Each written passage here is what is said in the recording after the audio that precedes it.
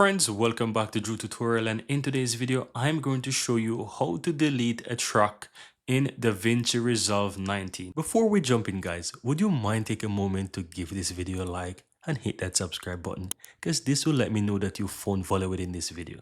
And on top of that, the biggest benefit is that you'll never miss out when I release future videos just like this one. Now let's continue.